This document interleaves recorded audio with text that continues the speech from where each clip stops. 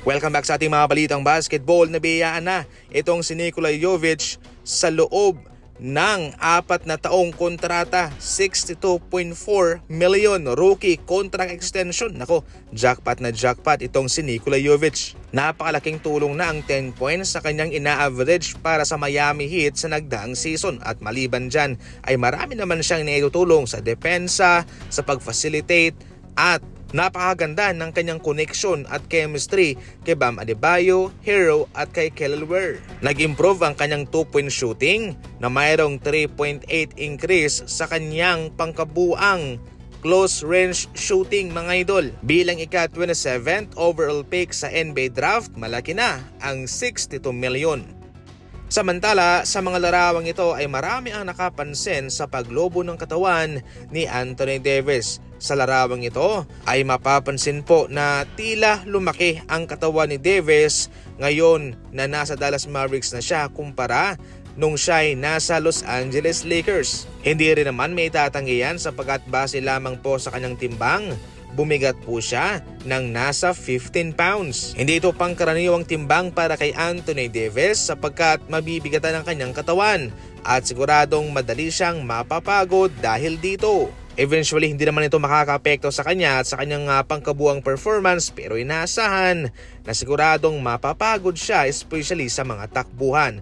Definitely, kinakailangan po ni Anthony Davis na magbawas kahit na maliit lamang. Ayon naman sa mga netizen, siguro masarap daw ang pagkain sa Dallas kumpara sa Los Angeles. Ikaw idol, ano ang komento mo patungkol dyan? I-comment lang. Samantala, hindi muna mag-negotiate itong si Coach Steve Kerr sa kanyang extension sa Golden State Warriors. Sa season nito kasi ay pwede na siya makipag-negotiate sa multi-year deal extension pero ayaw niya. Hindi po ito yung pangkaraniwang ginagawa ng isang head coach dahil syempre bilang isang coach ay kakailanganin mong i-secure ang iyong kontrata, ang iyong future. Pero kay Coach Steve Kerr, ayaw niya. Ayon pa mismo kay Coach Steve Kerr, magkakalaman na lang daw sa season na ito kung siya'y worth it pa sa isang extension. Titingnan niya muna ang kanyang performance sa season na ito. Alamin niya muna kung ano ang kakalabasan ng kanyang trabaho.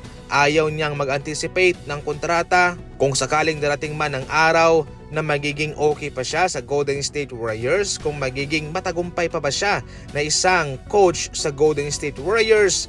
Siyempre, darating din naman daw ang isang extension. Pero sa ngayon ay ayaw niya munang mahati ang kanyang isip tungkol dyan at hayaan na lang daw na magsalita ang kanyang performance kung siya'y deserving ba sa isang extension. Para sa mga walang paligoy-ligoy na NBA updates, tumutok lang palagi, diretsahan, sisimplihan lang natin. And as always, thank you for watching.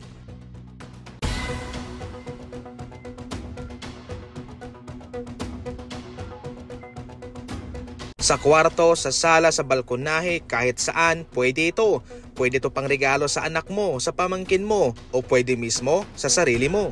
Napakadaling ikabit at marami siyang mga accessories na pwede mong gamitin. Ayan ha, ano pang hinihintay mo? Nasa comment section na ang link.